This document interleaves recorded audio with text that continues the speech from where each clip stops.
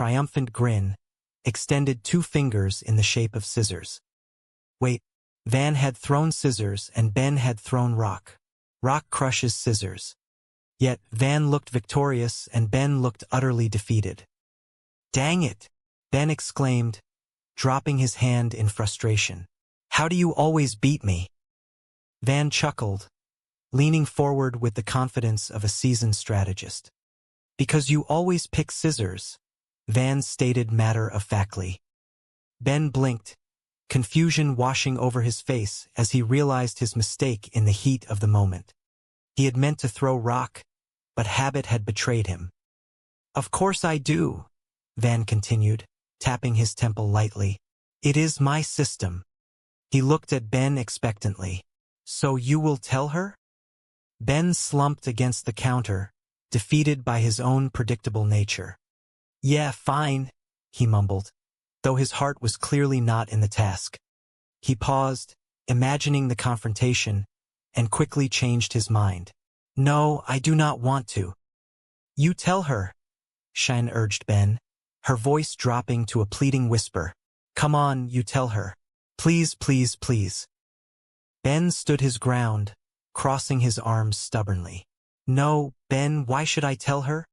Cheyenne asked, phrasing her refusal as a question to shift the burden back to him. Because girls can say that kind of stuff without having to come across like all they care about are looks, Ben argued, demonstrating a surprising level of emotional awareness for his age. He paused, looking at his sister, noticing the gentle morning light hitting her features. By the way, he added softly, offering a genuine compliment to soften the blow of his refusal. You have been looking hot lately. Cheyenne smiled, momentarily forgetting the impending crisis. Oh, you, she cooed, clearly flattered by her brother's rare display of affection. Before the siblings could argue further, the heavy wooden door leading from the hallway swung open. Reba, the matriarch of the house, stepped into the kitchen. She carried an air of authority mixed with a weary grace. She took one look at the 3 of them clustered around the empty island and understood immediately that they were trying to avoid a difficult conversation.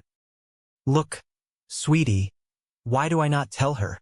Reba offered, her voice calm and steady.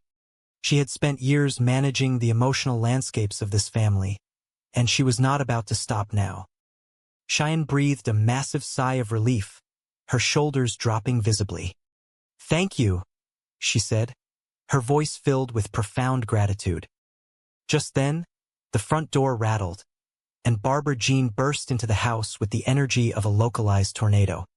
She was carrying a large, flat cardboard box, her face flushed with excitement and triumph. Hey, hey, hey, Barbara Jean announced loudly, her voice echoing off the kitchen tiles. Guess who Luigi gave the free pizza to? Reba sighed, pinching the bridge of her nose. The last thing this house needed was more food, especially after the mysterious disappearance of all their groceries. Luigi does not have to roll it out of the bed every morning, Reba noted dryly, a subtle commentary on the consequences of indulging in free pizza. Cheyenne stepped forward, her voice gentle but firm. You know, Mom, we really do not need another pizza. She gestured around the kitchen. I mean, it is really just the 3 of us. Barbara Jean waved her hand dismissively, completely missing the underlying tension in the room. Oh, I know, but I had to take it. It was free. She set the large box down on the counter with a heavy thud. The smell of melted cheese and baked dough immediately filled the air, completely overpowering the scent of morning coffee. Somebody will eat it, she declared with absolute certainty. Ben, suddenly forgetting his previous concerns about the food shortage, lunged forward. Oh, dibs, he shouted, placing his hand firmly on the warm cardboard. Reba watched this exchange, a sense of determination settling over her. The eating habits in this house had to change.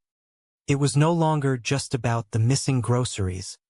It was about the overall health and well-being of her family. You know what, Mom? Reba began, addressing Barbara Jean with a serious tone. I am thinking maybe we should all try and get a little healthier around here. Barbara Jean stopped mid-motion, looking at Reba with genuine bewilderment. She placed her hands on her hips, her posture defensive. What are you talking about? I am very healthy. Van, sensing the rising tension, suddenly jumped into the middle of the room, pointing an accusing finger at the pizza box. All right, that is it, Mrs. H. Drop it, Mrs. H. Drop it, drop it, drop it. He was treating the pizza like a dangerous weapon, his voice rising in panic. Drop it, Van continued, his dramatic flair taking over. Mrs. H. I cannot stand to see you do this to yourself. It is like you are trying to eat yourself to death. Why? What happened to you? What is different? Barbara Jean looked at Van, then at Reba, and then down at herself. A slow, radiant smile spread across her face, lighting up her entire being. The moment of revelation had finally arrived. She stepped back, threw her arms wide open, and twirled around, allowing them to fully take in her appearance. Yoo-hoo! I am here, and I am thin, Barbara Jean announced, her voice filled with an overwhelming sense of joy and self-satisfaction. The baggy clothes she had been wearing for the past few weeks suddenly made sense. They had been hiding a remarkable transformation. Van, recovering from his dramatic outburst, looked her up and down. Yeah, thin is a stick and dumb is one, he muttered, though the insult lacked its usual bite. He was clearly surprised by the change. Reba stared at Barbara Jean, a complex mixture of shock, awe, and a sudden, sharp pang of insecurity washing over her. Yikes! Reba breathed, her voice barely a whisper. What is eating Cooper grape? Look at that. They look like the number 10. The scene faded into a brief, surreal moment as Reba closed her eyes, hoping against hope that this was merely a figment of her imagination, a manifestation of her own deep-seated anxieties about aging and beauty. Oh, thank God it was just a nightmare, Reba muttered to herself, rubbing her eyes. But as she opened them again, the reality remained firmly planted in her kitchen. Yoo-hoo! I am here, and I am thin, Barbara Jean repeated, her voice echoing cheerfully in Reba's mind. And the nightmare continues, Reba groaned inwardly. As the day progressed, the dynamic within the household shifted dramatically.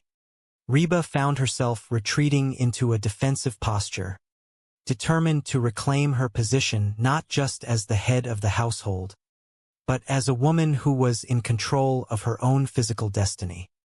The next morning, the kitchen felt different. The air was thick with the whirring sound of a blender.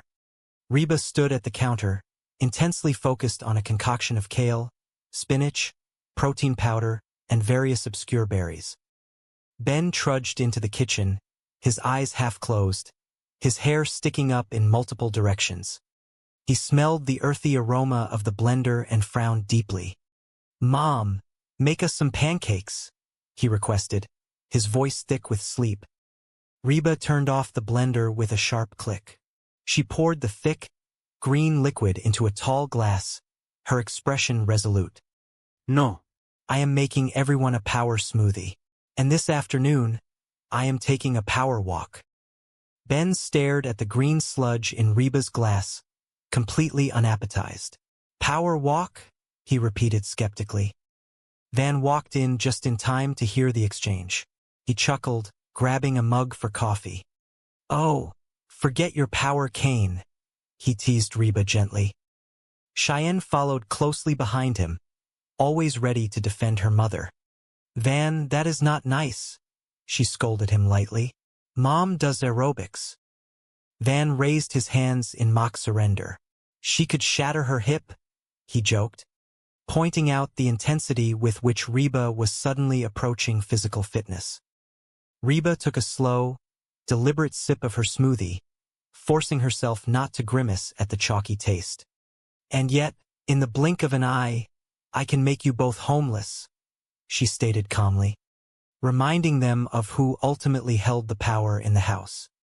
The front door opened again, and the familiar, newly energetic voice of Barbara Jean filled the hallway.